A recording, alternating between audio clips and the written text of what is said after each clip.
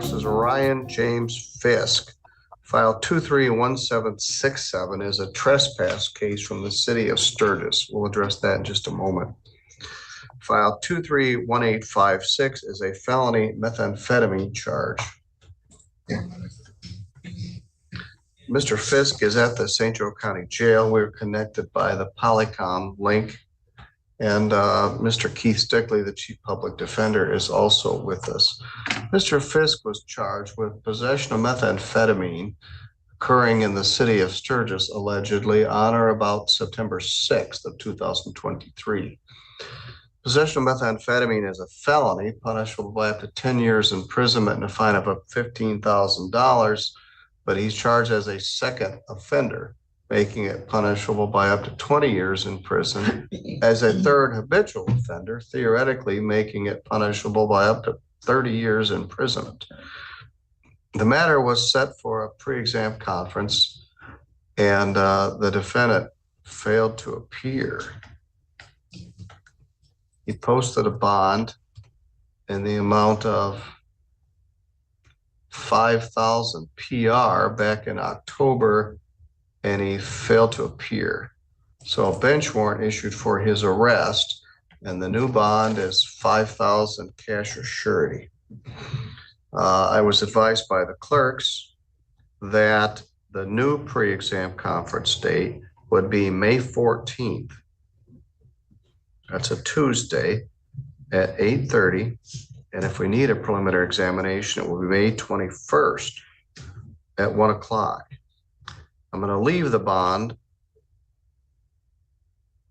set at 5,000 cash or surety. Mr. Fisk, you may not be aware of this, but apparently your family is making arrangements to post your bond.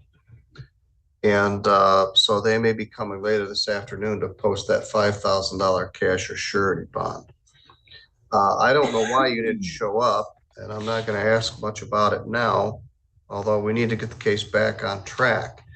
Mr. Paul Gibson is still your attorney. How'd you come to get arrested last night or this weekend? I was on the porch fixing a bicycle. A police officer passed me and thought he recognized me. Well, I had a hat and glasses on. So there's on no a way Lane Drive or somewhere else? On Maple Street.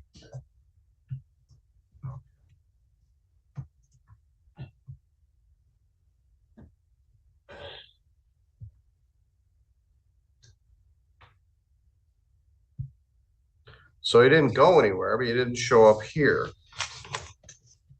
The other case is a trespass, which is not a great consequence, but same thing you did there.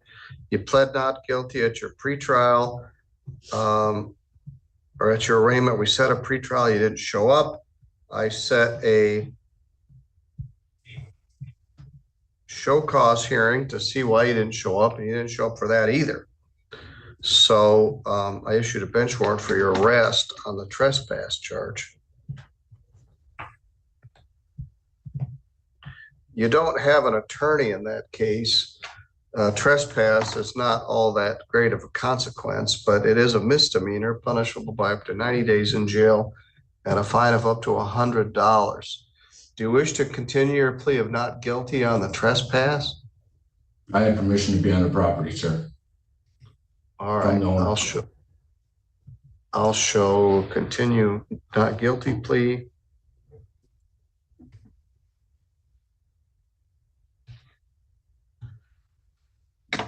Let's see here.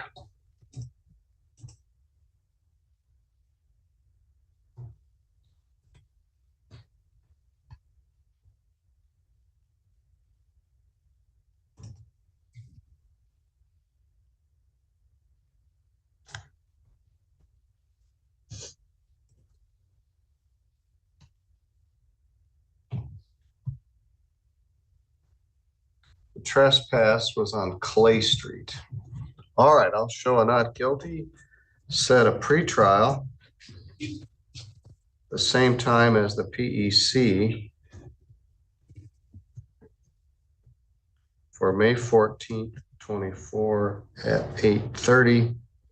the Sturgis or Three Rivers City attorney scheduled to be there at that time. Bond in that case was $1,000 cash or surety. All right, Mr. Fisk, apparently somebody's coming to bond you out. You need to be here this time. Your court date is going to be May 14th.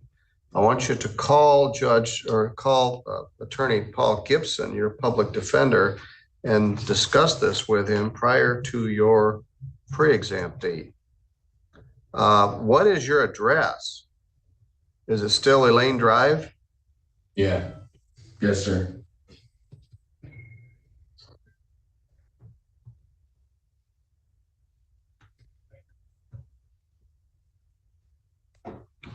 All right. Do you have any questions? No, sir. All right. Again, I want you to call your lawyer, Mr. Gibson, make an appointment to discuss this. You got 2 weeks to do it. And make sure you appear your next time, or I'll set your bond at about $10 million and we'll hold on to you until we get the thing resolved. All right. You're free to go. Thank you. Thank you, Mr. Stickley.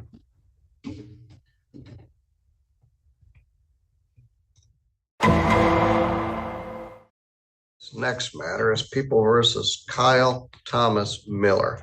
That's you, sir? Yes, Your Honor. Here with your lawyer, Mr. Ross Truckee.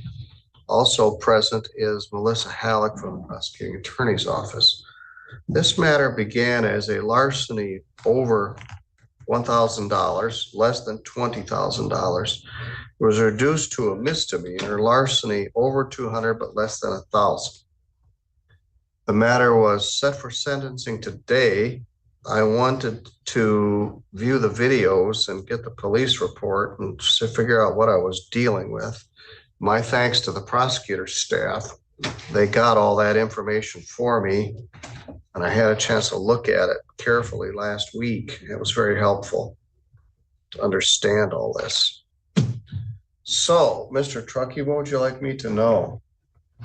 Note that Mr. Miller, since Your Honor last saw him, he's enrolled with PDH Contractors. It's an online program to prep for a general contractors examination. So he's working toward that goal in order to further his self-employment. He still maintains his own business. He's since moved from his father's home to a different location in Three Rivers. And the bottom line is, with the offense, Mr. Miller took it upon himself prior to the charging to contact the business owner, try to reconcile things. I believe the loading dock was returned, made its way back to CMS eventually. Mr. Miller didn't shy away from the idea that he took the loading dock. It was more of a whether I could or whether I couldn't. I believe that Mr. Miller was maybe misinformed or confused about the dumpster diving rules in the state here and whether or not he could take the scrap that was there. But I don't believe that this is a case where jail time would do any justice. I think that fines and costs would be appropriate. As I said, the victim received back their loading dock, and I would just ask the court not to find that jail time was appropriate in this case. All right.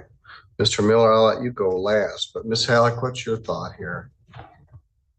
Well, Your Honor, I did file a memorandum just simply because I had thought I would not be able to attend. Luckily, I could. And I do appreciate those. You filed one in a couple of these this morning, and I greatly appreciate having a memorandum that's part of the file. It's not just an email, so I do appreciate that. You're welcome. We do see a recent increase in some court involvement from the defendant with what I noted: disturbing the peace, plate violations, open intox, which are concerning. Other than that, not much history. So I don't know what's going on with the defendant. We're not asking for any additional jail time, I will say that, but he needs to do whatever he needs to do to make some changes so that he's not coming back here again, because he's not gonna keep getting these breaks. He's got some of these things resolved with some low-level misdemeanors. He did have a felony charge pending for a bit, so he really needs to do whatever he needs to do to get back on track. Sounds like he's doing that with this program. Hopefully he'll be able to take advantage of that.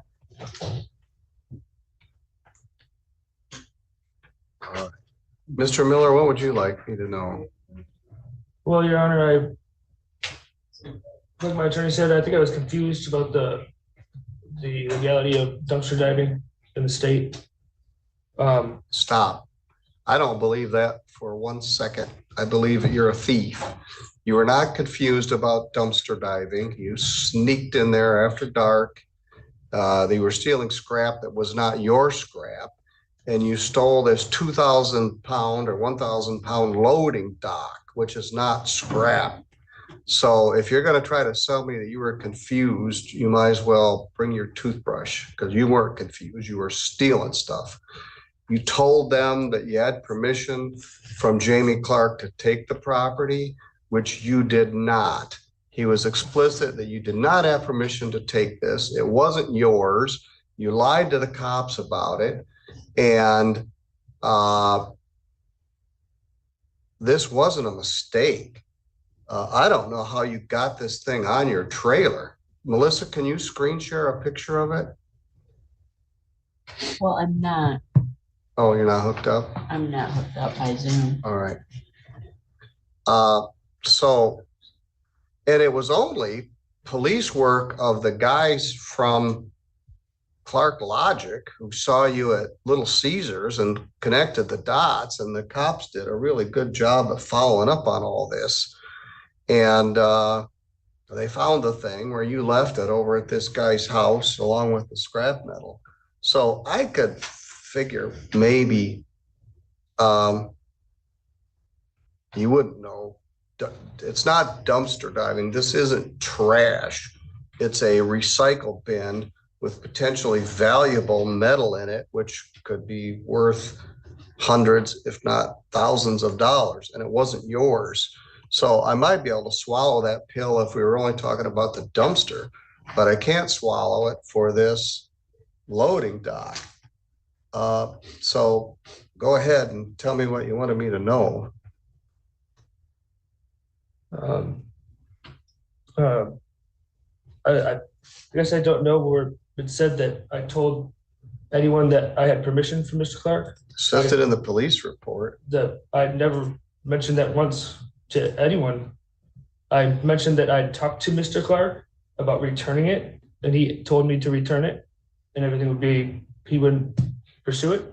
But I never told anyone that I had permission from him to do anything, Your Honor. I literally called Mr. Clark and wanted to make sure everything was all right. If it was an issue, then I'd be more than happy to return what was taken. But I wasn't trying to cause an issue, literally. Then Mr. Clark seemed pretty receptive of that and said, please bring it back. And this matter should be closed between you and I. And I said, thank you, sir. I guess that's all I have to say. On January 31st, I was dispatched with a larceny complaint that had occurred on 1/30/24. Someone stole some scrap metal out of some bins, and they have video footage of the suspect. The Central Manufacturing Services employee drove by Little Caesars and saw the vehicle, a silver Ford Expedition with Michigan plate such and such, in the parking lot.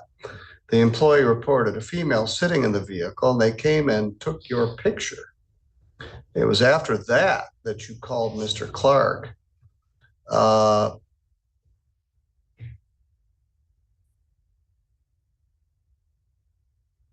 They advised that at about sometime in the evening after dark, the video surveillance caught the vehicle, a tan Ford Expedition with two ladders on the roof, pretty distinctive. They sold some scrap metal and a dock plate. The dock plate was roughly 6 feet by 6 feet and weighed several hundred pounds, estimated between $5,000 and $10,000 to buy a new one. The stainless steel was, the scrap metal was described as stainless steel sink, metal banding, and I-beams. One of the employees saw the vehicle at Little Caesars, and then they photographed you and that.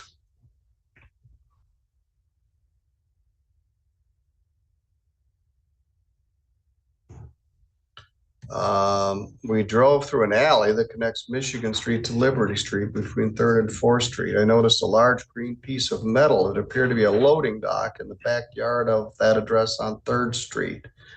They talked to Robert Curtis. He said all locals often bring scrap metal so he can deposit it and split the earnings. A man by the street name of Littlefoot dropped off the loading dock plate, claiming he got it from CMS after getting permission from Jamie Clark, the owner of Clark Logic. Robert did not know what Littlefoot's real name was. He explained he was staying near the intersection of Broadway and 12th. Then they got your pictures, so they came back and got it. So they interviewed you on the phone. I spoke with Kyle over the phone on the afternoon of February 1st. Kyle confirmed he took the loading dock plate, but claimed he had received permission from Jamie Clark to do so. Kyle said he was not at work, so I asked if he'd meet me at the police station for an interview. He agreed to come in and see me, but never did, and they submitted it for a warrant. So according to this, you told the guy where you took it, and you told Officer Greenhall that you had Jamie Clark's permission to take that expensive dock plate. And the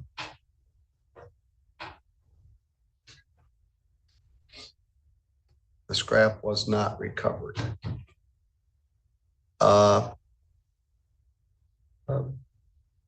So after you had your picture taken by these guys at Little Caesars, you called CMH then. Anthony Miller provided an email about a man who called her, Aubrey Pelton, stated he took some metal out of a dumpster. I called, Kyle answered to confirm he took the loading dock, claimed he had permission from Jamie Clark, the owner of Clark Logic, who owns CMS.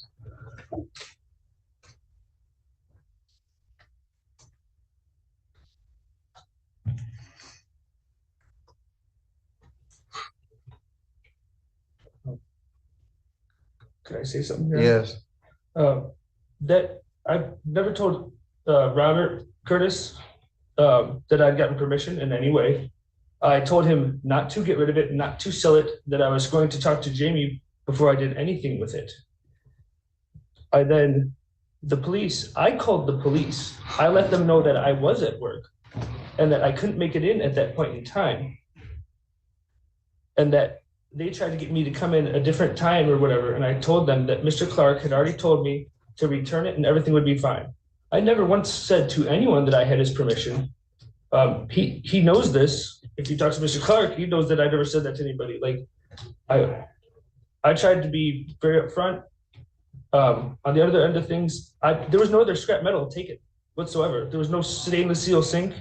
I don't know what they're talking about there at all. Well, you told me you took stuff out of the dumpster. I took the dock plate, sir. That's it. Well, you told me when I took your plea, you were dumpster diving, and you took stuff out of the dumpster. All right, I'm going to cancel your bond. You're going to go to jail, and we'll get Jamie Clark in here, and we'll hear his side of the story. But I don't believe you, and I think you're lying. So you're a liar and a thief, and rather than accept responsibility for any of it, you're trying to weasel your way out of it. You stole a 1,000-pound dock plate. Now you're recanting that you stole the scrap metal that they said you stole. And you can see it in the video. You can see all the stuff in some box on the front of your trailer. So you go to jail. We'll see when we can get. That wasn't my trailer. That wasn't even my truck pulling that trailer. The less you say, the better at this point. Did you see the video? I'm sorry, sir. Did you see the video? No, I didn't. But I'm telling you the truth. I'm not trying to wheeze. I'm sorry. I just need to go ahead. All right, you can go to jail. We'll What? see what we can set up with Mr. Clark and Mr. Truckee.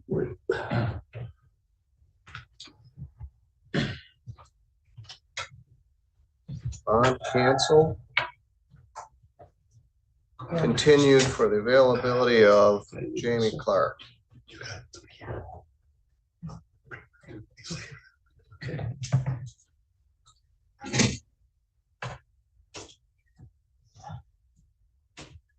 And Chris Greenhalgh.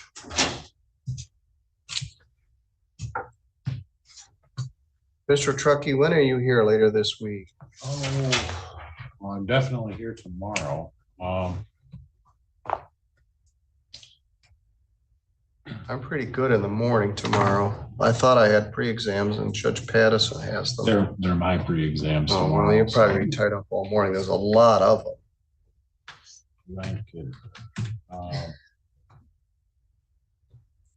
I can be here Wednesday early afternoon, Let's see what we got. or Thursday at 4 something, or Friday at any time.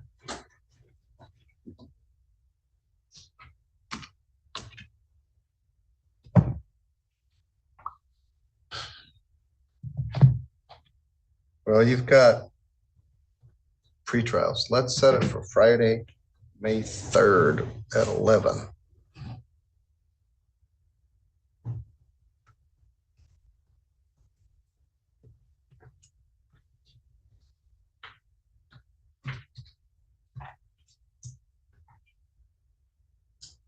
And your honor is just wanting Mr. Clark's input. Well, or I his want presence? what Mr. Clark said, and Officer Greenhalgh said, Kyle told me he had Jamie's permission to take it. And the other guy, Robert, who ended up with the stuff, which I believe also included some scrap metal, but now he's denying that he took the scrap metal, which he admitted to me at the time of the plea. This wasn't, some of it may have been dumped, but it isn't a dumpster. It's a scrap metal receptacle. And the dock plate certainly isn't something that I'm going to go take this expensive thing that the trucks use to back up to the place of business. And then later on, call the guy and ask him if it's okay if I keep it. They couldn't back any trucks up because he took it off the thing.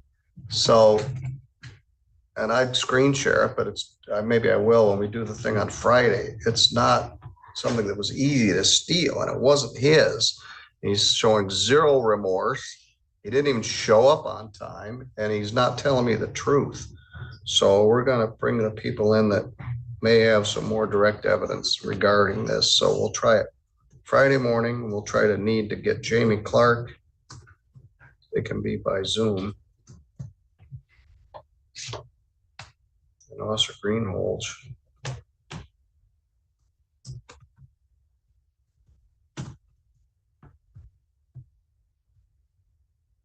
Call it a sentencing hearing.